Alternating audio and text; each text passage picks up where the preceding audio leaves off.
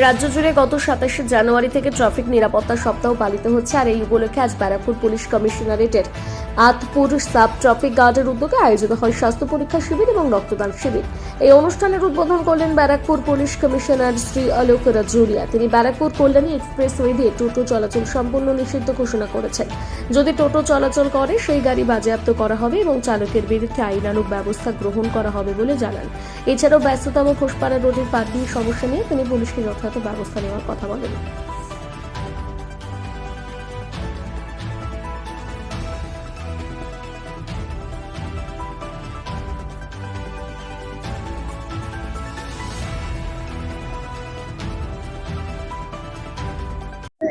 দেখুন, আমাদের প্রত্যেক ট্রাফিক গার্ড ভিন্ন ভিন্ন কর্মসূচি নিচ্ছে। আজকে এখানে খুবই 2-3টা কর্মসূচি ভালো নেওয়া হয়েছে।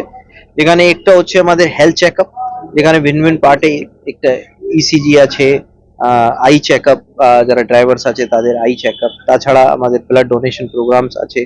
ওভারঅল এখানে হেলথ স্ক্রিনিং যেটা বলা হয় সেটা করা হচ্ছে। উদ্দেশ্যটা আমাদের একটাই কি traffic safety is our collective effort.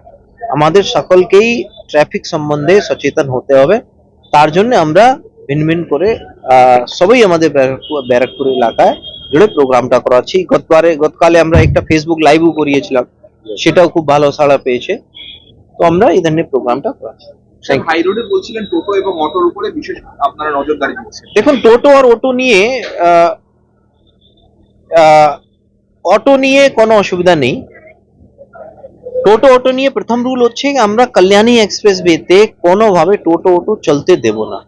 যদি কোনোভাবে ভায়োলেশন হয় আমি আমার অফিসার্সকে বলে দিয়েছি, অটো সিজ হবে আর যা ড্রাইভার আছে তার अगेंस्ट ব্যবস্থা নেওয়া হবে। আচ্ছা, অন্য জায়গায় টোটো চলে কেন কি এটা একটা মিডিয়াম আছে অফ ট্রান্সপোর্ট। তো টোটো নিয়ে এখনো পলিসি যেটা আছে গভর্নমেন্টের পলিসি, বিকজ ওটা তৈরি হচ্ছে, তো যেরকম পলিসি হবে সেই হিসাবে আমরা করব। কিছু কিছু অটো ইলিগাল বেআইনি অটো চলছে, তার সম্বন্ধে একটা মিটিং আমাদের হয়েছিল। আমরা অলরেডি আরটিও সঙ্গে ওটা কাজ করছি। কোন রোড স্পেসে কোন রুটে কতটা অটো या টোটো আমরা অ্যালাউ করব, সেইটা আমরা একটা আমাদের নিজস্ব অ্যাসেসমেন্ট করে সেটা আমরা যখন এটা ফাইনালাইজ হয়ে যাবে তখন ওদেরকে পারমিট দেওয়া হবে। পারমিট বাইরে যারা আছে তাদের অটো যদি ওরা চালায় সেটা সিজ করা হবে। স্যার, ব্যস্ততম ঘোষপাড়া রোডে এটা পার্কিং নিয়ে সমস্যাটা বলছি।